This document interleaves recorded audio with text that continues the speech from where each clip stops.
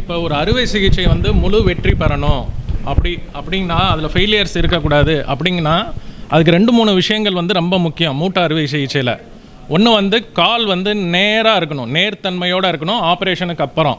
அதே மாதிரி மூட்டை சுற்றி இருக்கிற ஜவ்வுகள் அது வந்து சமச்சீராக இருக்கணும், பேலன்ஸ்டாக இருக்கணும். இதை தவிர பார்த்தீங்கன்னா இப்போலாம் 2 காலுமே ஒரே டயத்தில் பண்ணுறோம், பைலேட்ரல் நீ ரீப்ளேஸ்மெண்ட்னு. அதை சக்ஸஸ்ஃபுல்லாக பண்ணிக்கிட்டு இருக்கோம். சில இடங்களில் வந்து 1 by 1 பண்ணுறாங்க, பட் பிரசாந்த் ஹாஸ்பிட்டலில் நம்ம ரெகுலராகவே பண்ணிக்கிட்டு இருக்கோம். இப்போ அந்த மாதிரி பைலேட்ரலாக பண்ணும்போது நுரையீரலுக்கோ இருதயத்துக்கோ கொழுப்போ இல்லை இந்த மாதிரி எம்போலிசம்னு சொல்லுவோம், அது போய் சேர்றதுக்கான வாய்ப்புகள் ஜாஸ்தி இருக்குது மேனுவல் சர்ஜரியில். பட் ரொபோட்டிக் சர்ஜரியில் உங்களுக்கு அந்த மாதிரி பக்க விளைவுகள் ரொம்ப கம்மி. அது மட்டும் கிடையாது, உடல் பருமன் ஜாஸ்தியாக இருக்கிறவங்க ரொம்ப பேர் இருக்காங்க நம்ம நாட்டில், அது உங்களுக்கே தெரியும். உடல் பருமன் அதிகமாக இருக்கிறவங்களுக்கு தான் இந்த மூட்டு தேய்கிறதும் ஜாஸ்தியாக வருது.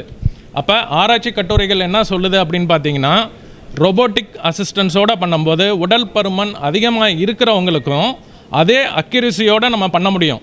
இப்போ உடல் பருமன் அதிகமாக இருந்ததுன்னா காலை வந்து நேராக வைக்கிறதுங்கிறது கஷ்டம் ரொபோட்டிக் அசிஸ்டன்ஸ் இல்லாமல். அது நம்மளுக்கே தெரியும், ஏன்னா அவங்களுக்கு கொழுப்புலாம் ஜாஸ்தியாக இருக்கும்போது எது எங்கே இருக்குங்கன்னு கண்டுபிடிக்கிறது கஷ்டம்.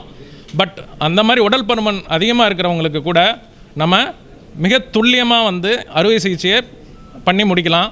ஸோ இதெல்லாமே வந்து ரோபோட்டிக் சர்ஜரியோட நன்மைகள்னு சொல்லலாம். ஸோ அது வெற்றி பெறுறதுக்கான வாய்ப்புகள் மிக அதிகம். தேங்க்யூ.